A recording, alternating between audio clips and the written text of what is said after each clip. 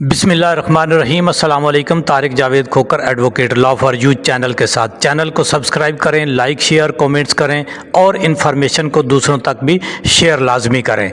अब इस वीडियो में हम बात करेंगे टैक्स के बारे में और टैक्स रिटर्न के बारे में, और बिलखसूस जो बात होगी वो होगी जो इनकम टैक्स ऑर्डिनेंस जारी किया है उसमें कोई नई चीज़ें हैं। उसमें से एक चीज़ जो है वो रेंटल आउट जो है प्रॉपर्टी है उसके ऊपर बात करेंगे। मसलन एक शख्स है, उसने की प्रॉपर्टी है, उसने रेंट आउट की हुई है, तो उसके ऊपर उसको क्या टैक्स देना पड़ेगा और किस तरह का उसके साथ डीलिंग होगी। एफबीआर क्या उससे रिक्वायर करता है इस नए जो ऑर्डिनेंस है इसके बारे में देखें जी। अगर आपने कोई प्रॉपर्टी है उसको रेंट आउट किया हुआ है, अगर तो उसका 3 लाख तक जो है वो आ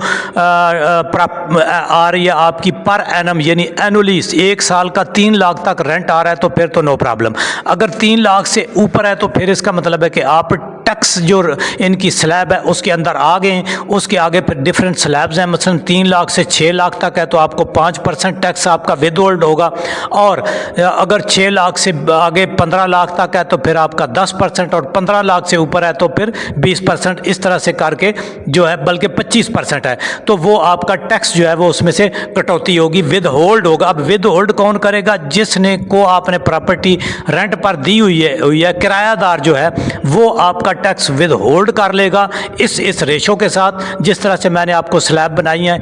इस तरह से 3 लाख से 6 लाख तक है तो वो आपका 5% टैक्स विद होल्ड कर लेगा, काट लेगा और एफबीआर को जमा कराएगा। अगर 6 लाख से 15 लाख तक है तो 10% वो आपका टैक्स काटेगा और फिर वो एफबीआर को जमा कराएगा। अगर इससे ऊपर, अब इसमें एक और भी है कि इसमें 15,000 फिक्स टैक्स भी है, और एक तो वो फिक्स्ड 15,000 आपके काटेगा हर पर एनम, और फिर उसके ऊपर 10% जो आपका रेंट है उसमें से वो कटौती करेगा। लेकिन अगर ये है कि अगर वो आपकी प्रॉपर्टी 20 लाख से ऊपर के रेंट पर चढ़ी है तो फिर क्या होगा?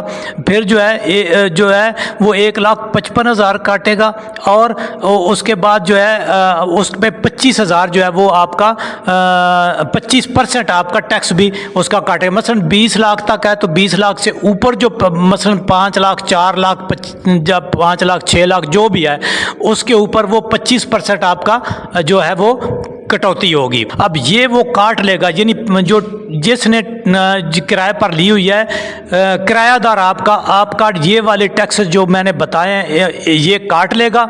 लेकिन अब हो गया क्या कि ये काट के आपके पास आपका टैक्स विद होल्ड करके ये एफबीआर में जमा कराएगा। अब जो किराया जिसने की प्रॉपर्टी है किराए में पे उसने प्रॉपर्टी दी हुई है, अब वो इससे किस तरह बच सकता है, इसको किस तरह उसको क्लेम ले सकता है, इसको वापस ले सकता है, एडजस्ट करा सकता है। वो इस तरह के भाई देखें उसको फाइलर होना पड़ेगा, फाइलर होके अपनी प्रॉपर्टी को अपनी जो उसकी रिटर्न है उसमें उसको डिक्लेयर करना पड़ेगा।